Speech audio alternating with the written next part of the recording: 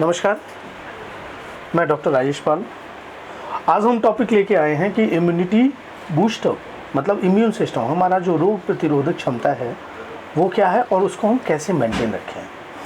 तो इम्यूनिटी जो होती है हमारी बीमारियों से लड़ने की क्षमता होती है, जिससे हम अपनी बीमार मतलब जनरली छोटा सा कोई इन्फेक्शन होता है तो उससे हम लड़ने के लिए हमारी बॉडी के एक डिफेंस सिस्टम होता है, that is known as immunity.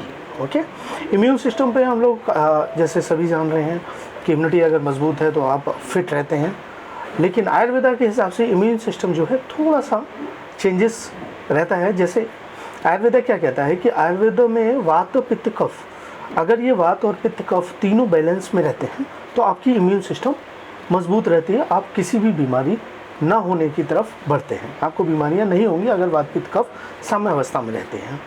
तो हम आज बात करेंगे कि अपने दोष के अनुसार जैसे वात पित्त और कफ आप अपनी बॉडी को कैसे इम्यूनिटी बूस्टअप कराएं, अपने दोस्त को कैसे बैलेंस करें। जैसे हम अगर वात दोष की बात करें तो वात दोष हमारे बॉडी में जितने भी ट्रांसपोर्टेशन है, मूवमेंट है, सभी चीज़ को रेगुलेशन करता है, नाड़ी तंत्र को रेगुलेट करता है, जॉइंट के मूवमेंट को करता है। अगर इस वात दोष को हमें और मजबूत करना है तो जो ड्रग्स हैं जो इन जनरली हमारे घर में आसपास हम लोगों को मिलती हैं और हम लोग जानते भी हैं, जिसमें अश्वगंधा है, त्रिफला है, गिलोय है, तुलसी है, सौंठ है, इसका या तो एक साथ सभी अश्वगंधा, त्रिफला, गिलोय, तुलसी, सौंठ, इन पांचों को एक साथ मिला लीजिए या कोई एक ड्रग। अगर सौंठ का पानी ही आप पी रहे हैं या त्रिफला का जल पी रहे हैं तब भी आपका वात दोष जो है बॉडी ऑटोमेटिक बैलेंस करने लगती है। तो वात दोष से जो भी होने वाली व्याधियां हैं वो आपको कम होंगी या आप उनसे लड़ने के लिए तैयार रहेंगे। अब दूसरा जो दोष आता है वो हमारा पित्त दोष आता है। पित्त दोष के लिए जो हमारे बॉडी के मेटाबॉलिक एक्टिविटी को मेंटेन करता है, हमारी आई की पावर को मेंटेन करता है, हमारे जितना भी स्किन का कलर है, बालों का कलर है, इन सब को मेंटेन करता है, स्पेशली मेटाबॉलिज्म को मेंटेन करता है।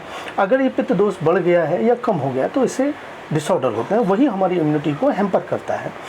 तो इसको हमें बैलेंस करने के लिए सबसे ज़्यादा शतावरी हम यूज़ कर सकते हैं, ब्राह्मी यूज़ कर सकते हैं, गिलोय यूज़ कर सकते हैं, त्रिफला, और स्पेशली हर घर में रहता है धनिया दाना, धनिया का दाना या धनिया पत्ती।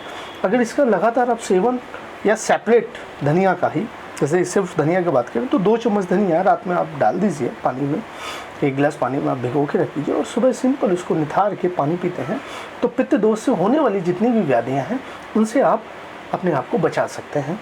जैसे इस समय गर्मी का मौसम चल रहा है तो इस टाइम पर जैसे घमौरिया हो जाते हैं तो मुलेठी, आपने नाम सुना होगा, मुलेठी नाम की ड्रग जानते हैं। तो मुलेठी को सिंपल आप गुलाब जल में मिक्स करके अगर स्किन में लेप करते हैं तब भी आपकी घमौरियाँ जो कि पित्त की वजह से होती हैं आप उससे बच सकते हैं और पूर्ण आपको रिलीफ हो जाता है। इसके अलावा आप बात करते हैं कफ दोष की। कफ दोष बॉडी के जितनी भी मजबूत सिस्टम है, जैसे जॉइंट्स के बीच में रहना, खाली जगह को भरना जो आपके फेफड़े में रहता है, नेज़ल ओपनिंग में रहता है, आईज़ में रहता है, ईयर में रहता है, ये बॉडी में जितने भी हमारा जो जॉइंट्स हैं उनके इन बिटवीन रहने वाला दोष है। कफ हम वो जो नाक से निकालते हैं वो नहीं, ये हमारी बॉडी की एक ताकत है जो इम्यूनिटी को बूस्टअप करवाने में हेल्प कराती है।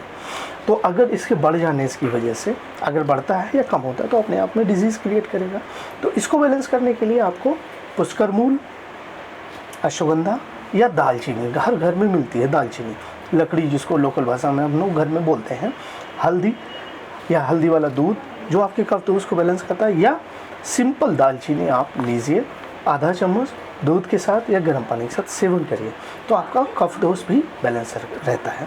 तो इस तरीके से वात पित्त कफ जो हमारे दिन के अनुसार हम यूज कर सकते हैं। जैसे वात के लिए जो ड्रग हैं गिलोय है, तुलसी है, वो शाम को यूज़ करें, पित्त के लिए दोपहर में धनिया का यूज़ करें और कफ के लिए हल्दी सुबह यूज़ करने के लिए बोला गया है, या दालचीनी मॉर्निंग में हम ले सकते हैं। तो इस तरीके से पूरे दिन में हम अपने वात पित्त कफ को बैलेंस करते हैं, जिससे हमारी इम्यून सिस्टम बूस्ट होती है, मजबूत होती है और बीमारियों से लड़ने की क्षमता हमारी बढ़ी हुई रहती है। नमस्कार, धन्यवाद।